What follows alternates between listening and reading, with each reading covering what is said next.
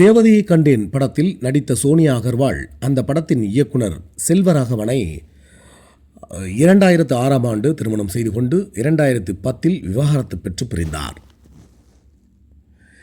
நடிகை ரேவதி மலையாள இயக்குனர் சுரேஷ் சந்திரா மேனனை காதலித்து 1986ஆம் ஆண்டு அவரை திருமணம் செய்து கொண்டார். பின்னர் 2013ஆம் ஆண்டில் விவாகரத்து பெற்றார்.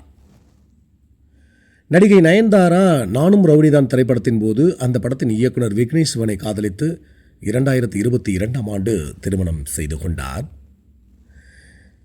நடிகை குஷ்பு நடித்த முறைமாமன் படத்தில் நடிக்கும்போது சுந்தர் சியை காதலிக்க துவங்கினார். பின்னர் 2000ஆம் ஆண்டில் சுந்தர் சியை திருமணம் செய்து கொண்டார். நடிகை சீதா புதிய பாதை திரைப்படத்தில் நடிக்கும்போது இயக்குனர் பார்த்திபனை காதலித்தார். 1990இல் திருமணம் செய்து கொண்டார். 2001இல் அவர் பார்த்திபனை விவாகரத்து சென்று பிரிந்து கொண்டார். மலையாள நடிகையான லிசி இயக்குனர் பிரியதர்சனை காதலித்து 1990இல் திருமணம் செய்தார். 24 வருடங்களுக்கு பிறகு மீண்டும் விவாகரத்து பெற்றார். அட்லி தான் இயக்கிய குறும்படத்தில் கதாநாயகியாக நடித்த பிரியாவை காதலிக்க துவங்கினார். பின்னர் இருவரும் 2014ஆம் ஆண்டு திருமணம் செய்து கொண்டனர்.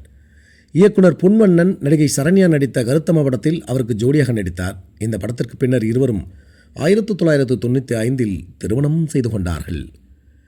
நடிகை சுஹாசினி மணிரத்னம் இயக்கத்தில் உருவான சில திரைப்படங்களுக்கு ஸ்கிரிப்ட் ரைட்டராக பணியாற்றிய போது இருவரும் காதலித்து 1988ஆம் வருடம் திருமணமும் செய்து கொண்டார்கள்.